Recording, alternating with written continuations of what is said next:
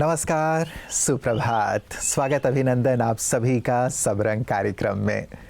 मित्रों, नवरात्रि का आज छठवां दिन है। माँ कात्यायनी की आज पूजा होती है, तो आज के इस सुंदर छठवें शुभ दिवस की नवरात्र की आप सभी को ढेर सारी मंगल कामनाएं। माँ कात्यायनी का आशीष आप सभी के ऊपर बना रहे और आपका जीवन सुंदर और श्रेष्ठ बने, यही मंगल कामना है। नवरात्र सचमुच हम सब के लिए बहुत सुंदर संदेश लेकर आता है, बहुत सुंदर आध्यात्मिक भाव अपने अंदर समाये हुए आता है। हम माँ कहते हैं देवियों को, तो जैसी माँ वैसे ही बच्चे भी तो होंगे ना। आप देखें कि माता पिता के लक्षण, माता पिता के गुण बच्चों में होते ही हैं। तो देवी माँ के गुणों और विशेषताओं को हम अपने जीवन में शामिल करें, यही हमारे जीवन का सुंदर ध्येय होना चाहिए। पूजा अर्चना तक ही हम सीमित ना रहें, लेकिन उन दिव्य गुणों को अपने अंदर लाएं, जिन दिव्यता के कारण देवी देवताएं गाए और पूजे जाते हैं। और हृदय से यदि हमने माँ स्वीकार किया है देवी माँ को, तो सचमुच उनकी विशेषताएं मेरे जीवन में आ जाएं, ताकि मैं अपने जीवन को सार्थक बना पाऊँ। यही मंगल कामना इस नवरात्र में आप सभी के लिए है। तो आइए इन्हीं मंगल कामनाओं के साथ देवी कात्यायनी किन सुंदर आध्यात्मिक भावों की हमें प्रेरणा दे रही हैं, सुनते हैं आज के सुवाक्य में।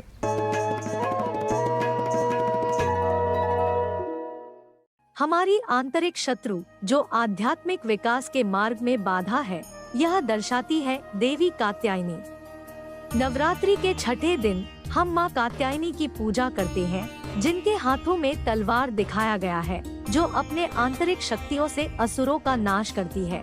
वास्तव में जब हम परमात्मा शिव से ज्ञान रूपी तलवार धारण करते हैं, तो अपने आंतरिक बुराइयों को, जो असुरों की तरह हमें परेशान करते हैं, उनसे हमें मुक्ति मिलती है।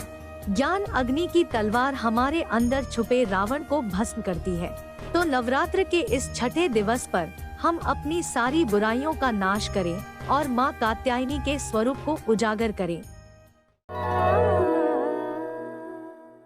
विचार करें, माँ, जिस देवी माँ की हम पूजा कर रहे हैं, वो देवी माँ तब कितनी प्रसन्न होंगी कि मेरे बच्चे मेरे समान ही दाता बन गए हैं। तो आए हम दाता बनकर इस देवत्व को अपने अंदर जागृत करें। ओम शांति। पिछली कड़ी में मैंने आपसे कहा था किस तरह से हम हार्ट को डिटॉक्स कर सकते हैं नेचुरली, बहुत आसान तरीके से। आज हम समझेंगे कि अपने लंग्स को किस तरह से हम डिटॉक्स करें। कोविड जब हुआ, उस टाइम से हम सब समझ गए कि लंग्स को अच्छी तरह से रखना कितनी बड़ी जिम्मेदारी है हमारी। लंग्स का फंक्शनिंग अच्छी तरह से करना कितना इम्पोर्टेंट है हमारे लिए। तो चलिए आज हम समझेंगे किस तरह से हम बहुत आसानी से, बिल्कुल नेचुरली अपने लंग्स को कैसे डिटॉक्स करें। लंग्स को डिटॉक्स करने का सबसे अच्छा तरीका है ब्रीदिंग एक्सरसाइजेस, यानी कि प्राणायाम। आप जितने अच्छी तरह से प्राणायाम करेंगे, वो भी खासकर बाहर नेचर में बैठ के, यानी खुली हवा में बैठकर जब आप करेंगे, उतना ज़्यादा ऑक्सीजन सप्लाई आप अपने लंग्स को कर सकते हैं। और दूसरा तरीका है जिसे हम स्टीम थेरेपी कहते हैं, यानी कि बीच बीच में स्टीम लेना। जब हमें सर्दी होती है तो हम स्टीम लेते हैं। तो आप सर्दी होने का वेट ना करें, हफ्ते में 3 से 4 बार बस ऐसे ही स्टीम ले लें। स्टीम लेने से लंग्स की फंक्शनिंग अच्छी होगी, लंग का डिटॉक्स होगा, और साथ साथ में और एक बेनिफिट आपको मिलेगा, आपकी स्किन भी ग्लो करने लगेगी। तो इसे हम कह सकते हैं कि एक तीर से आप 2 निशाने मार रहे हैं। तो आप स्टीम थेरेपी कर सकते हैं। और एक और आपके साथ में डिटॉक्स, लंग डिटॉक्स का एक तरीका शेयर करूंगी, जो आप बाकियों के किसी और के पास जाकर मत करना, क्योंकि वो सोचेंगे कि आप उनको कुछ बीमारी दे रहे हैं। और ये तरीका है कि ज़ोर से खांसना। मतलब हमें जो नॉर्मल कभी गले में खराश होती है, हम खांसते हैं, तो हम वो एक नेचुरल खांसी आती है, पर इसको हम जानबूझ के ज़ोर से खांसेंगे इस तरह से। तो लंग्स पे प्रेशर पड़ता है, वो एक तरह से लंग की एक्सरसाइज हो जाती है जिससे लंग्स डिटॉक्स होता है। तो इसे बहुत ज़्यादा हमें नहीं करना है, 5 से 6 बार खांसना है जिसके लिए कुछ सेकंड्स आपका टाइम लगेगा। तो ये 3 तरीके हैं जिससे हम अपने लंग्स को डिटॉक्स कर सकते हैं। लंग की फंक्शनिंग हमारी अच्छी होगी, हमारा लंग्स एकदम हेल्दी रहेगा। Thank you. ओम शांति। मित्रों, माँ दुर्गा का, देवी कात्यायनी का स्वरूप हमारी आध्यात्मिक उन्नति का प्रतीक है। माँ ये चाहती हैं कि सभी मेरे बच्चे आध्यात्मिक रूप से उन्नत हों। तो आज के विशेष दिवस पर हम ये ज़रूर अपने अंदर चेक करें, अपने आप को देखें कि आखिर वो कौन सी चीज़ें हैं जो मुझे आध्यात्मिक भाव में ऊपर नहीं उठने देती, आध्यात्मिक पथ पर आगे नहीं बढ़ने देती। वो मेरा अहंकार हो सकता है, मेरा क्रोध हो सकता है, मेरा आलस्य, मेरा अलबेलापन हो सकता है, कोई भी विकार, कोई भी कमज़ोरी जो मुझे इस आध्यात्मिक भाव में, पथ में आगे नहीं बढ़ने दे रही है। आज संकल्प लें कि उसे मुझे दूर अवश्य करना है, क्योंकि मुझे आध्यात्मिक रूप से उन्नत बनना है। सचमुच ये आध्यात्मिक जीवन मेरे जीवन को एक नए रूप में ढाल देगा, या मुझे ऐसे शिखर पर लिए चलेगा जिस शिखर की मैं कामना करता हूँ।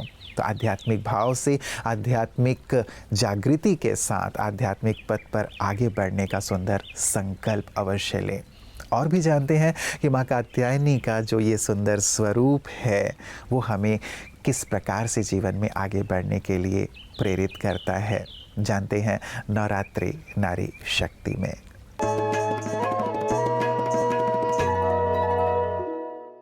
ओम शांति। आज नवरात्रि के इस उत्सव में हम याद कर रहे हैं माँ कात्यायनी को। कात्यायनी नाम कात्यायनी ऋषि के आधार पे पड़ा है। कात्यायन ऋषि थे जो माँ दुर्गा को आराधना कर प्रसन्न करते हैं, और जब माँ प्रसन्न होती है तो वे उनसे मांग लेते हैं कि आप मेरे ही घर में पुत्री रूप में जन्म लें, और कहते हैं कि देवियाँ हमेशा अपने भक्तों की हर इच्छा को पूर्ण करती है।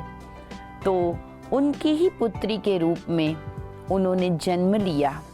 अब ये कथा तो हमने सुनी है, परंतु सार यही है कि शक्ति रूपा माँ हरेक को हर स्वरूप से लाभ पहुंचाती है।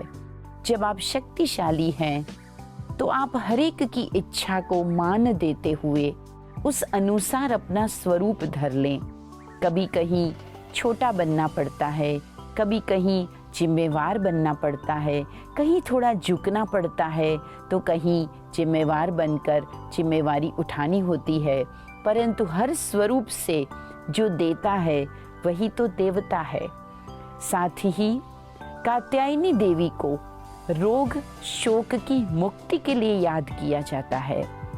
रोग और शोक के साथ हम जीवन में कभी भी सफल नहीं हो सकते हैं। आगे बढ़ना है तो स्वास्थ्य बहुत ज़रूरी है। तो शारीरिक स्वास्थ्य अपनाएं, जिसके लिए संयमित आहार और व्यायाम करें। साथ ही मन के स्वास्थ्य को भी ज़रूर अपनाएं।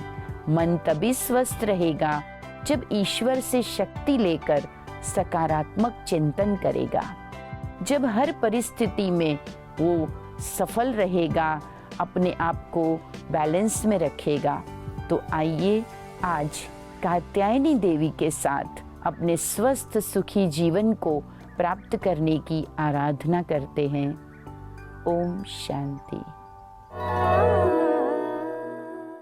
मित्रों, माँ दुर्गा की जो अष्टभुजाएं दिखाई जाती हैं वो अष्ट शक्तियों के प्रतीक हैं, और उन्हीं अष्ट शक्तियों की चर्चा हम इस नवरात्र में कर रहे हैं, क्योंकि उन शक्तियों को हमें भी स्वयं में धारण करके अपने आप को शक्तिशाली बनाना है, ताकि जीवन के हर परिस्थिति को हम सहजता से पार कर सकें और जीवन का आनंद ले सकें। आज की शक्ति है निर्णय करने की शक्ति। बहुत बहुत आवश्यक है मित्रों, चाहे छोटी से छोटी चीज़ हो या बड़ी से बड़ी, जीवन में यदि निर्णय सही होता है तो जीवन आनंद से भर जाता है, और यदि हमारे निर्णय में ज़रा सी भी चूक होती है तो कितना नुकसान हो जाता है, कितना हमारा वक्त जाता है, कितनी निराशा आती है, और साथ ही कितने लोगों को कष्ट होता है उस छोटे से गलत निर्णय से। तो मित्रों, निर्णय शक्ति आज माँ से विशेष रूप से हम प्राप्त करें, परमात्मा शिव से प्राप्त करें, ताकि हमारा जीवन खुशहाल हो, हमारे आसपास के जितने भी हमारे सगे संबंधी हैं वो सब भी हमारे निर्णय से लाभ लेते हुए जीवन में आगे बढ़ सकें। तो इस सुंदर शक्ति को आज के दिवस में हम धारण भी करेंगे, इस पर गहराई से चिंतन भी करेंगे, और माँ से, परमात्मा शिव से भी इसे वरदान के रूप में प्राप्त करेंगे।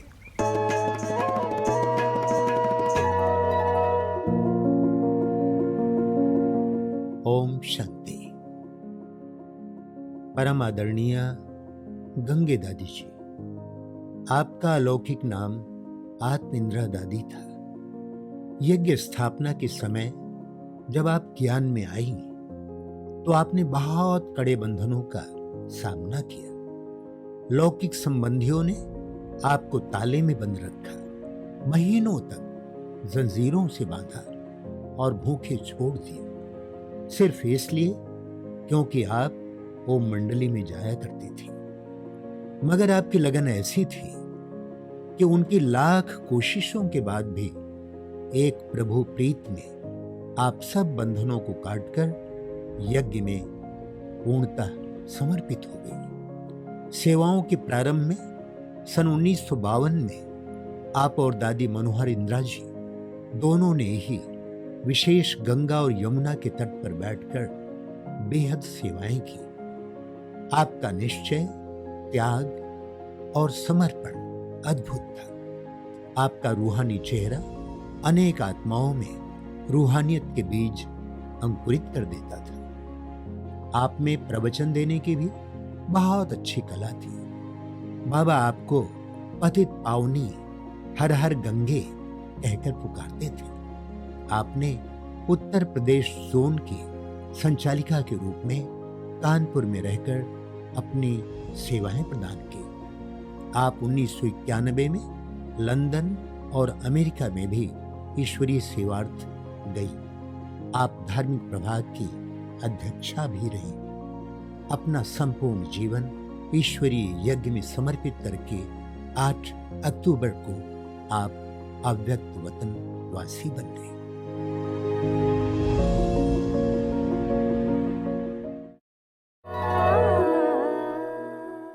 मित्रों, कहते हैं कि हम जो स्वयं के लिए करते हैं वो हमारे साथ ही खत्म हो जाता है, लेकिन जो हम दूसरों के लिए, संसार के लिए करते हैं वो सदा सदा के लिए अमर हो जाता है।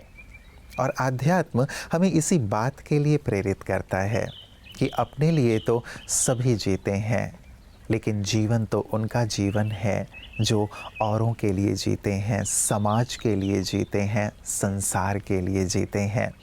और ऐसी ही एक दिव्य महान विभूति थी मित्रों, आदरणीय राजयोगिनी गंगे दादी जी, जिन्होंने अपने पूरे जीवन को मानवता के लिए समर्पित कर दिया। मानव मात्र की सेवा ही उनके जीवन का ध्येय था।